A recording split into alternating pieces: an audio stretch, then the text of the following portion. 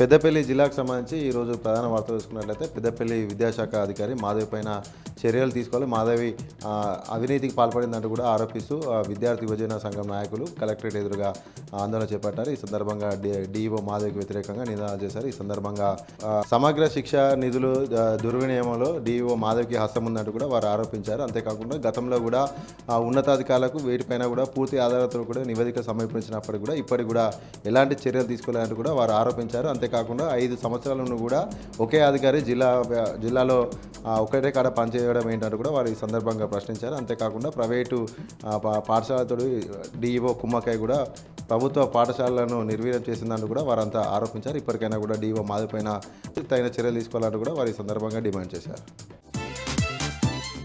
అలాగే మరొక ప్రధాన వార్త చూసుకున్నట్లయితే ఇందిరమ్మ ఇండ్ల కోసం పైలట్ ప్రాజెక్ట్గా ఎంపిక చేసినటువంటి గ్రామాల్లో ఎంపికైనటువంటి మహిళలకు కాకుండా వేరే వారికి ఇండ్లు మంజూరు చేశారంటూ కూడా బాధిత మహిళలంతా కూడా కలెక్టర్ కార్యాలయం వద్ద కూడా నిరసన చేపట్టారు. పెద్దపల్లి పాలకుర్తి మండలం పుట్నూరు గ్రామానికి చెందినటువంటి మహిళలు తమ పేరు లిస్టులో వచ్చినా కూడా మాకు మళ్ళీ మా లిస్టులో నుండి మా పేరు తొలగించారంటూ కూడా వారంతా కూడా ఆవేదన వ్యక్తం చేశారు. కడు దరిద్రంలో బతుకుతున్నటువంటి నిరుపేదలైనటువంటి మాకు ఇవ్వకుండా ఉన్నటువంటి వాళ్ళకే ఇందిరమ్మ ఇండ్లు మంజూరు చేస్తున్నారంటూ కూడా వారు ఆవేదన వ్యక్తం చేశారు. మరొకసారి కూడా జిల్లా కలెక్టర్ దీనిపైన స్పందించి మాకు న్యాయం చేయాలంటూ కూడా బాధిత మహిళలంతా కూడా నిరసన తెలిపారు.